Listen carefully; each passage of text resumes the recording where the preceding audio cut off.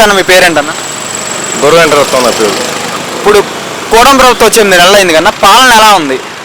పాలన బాగుందండి, చాలా బాగా చేస్తాం. నారా లోకేష్ కానీ, పవన్ కళ్యాణ్ కానీ చంద్రబాబు నాయుడు కానీ బాగా చేస్తారు ప్రభుత్వం బాగా. ఇప్పుడు గతంలో జగన్మోహన్ రెడ్డి గారు అప్పులు చేసి రాష్ట్రాన్ని నాశనం చేశారని చెప్పి ప్రచారం చేస్తున్నారు కన్నా, నిజంగానే చేశారన్న? ఏం చేయకపోతే జనాభా ఎందుకు అంటారు, మీడియా ఎందుకు వస్తుంది?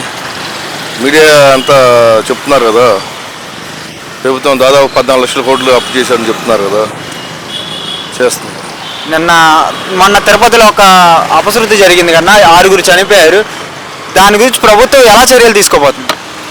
చర్యలు ఎస్పీని సస్పెండ్ చేశారు, ఈఓని వాళ్ళందరినీ సస్పెండ్ చేశారు అందరినీ. తోపులాట జరుగుతూ ఉంటాయి, కానీ పోలీసులు సహకరించుంటే పోయేది.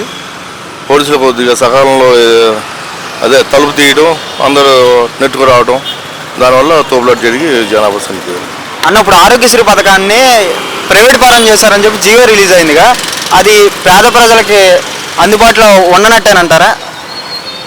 ఏంటిది ఆరోగ్యశ్రీ ప్రైవేట్ పరం చేశారు. ఆరోగ్యశ్రీ తెలీదు ఆరోగ్యశ్రీ చూడాలి, దానికంతా నాకు చూడాలి, అంత చూసినది మారుతా.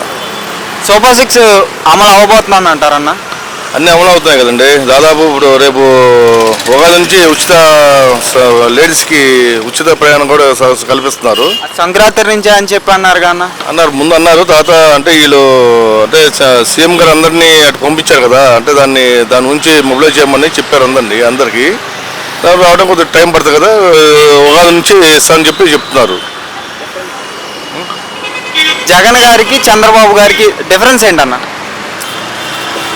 జగన్ గారు అంటే ఇంకా అన్ని చూశారు కదండి, ఆయన చేసే పరిపాలన చూశారు, చంద్రబాబు పరిపాలన ఇదివరకు చూశారు, ఇప్పుడు చూస్తున్నారు. ఏముంది దానికి దీనికి తేడా అంటే ఇంకా ఆయన గురించి జగన్మోహన్ రెడ్డి తెలిసిందే మనకి.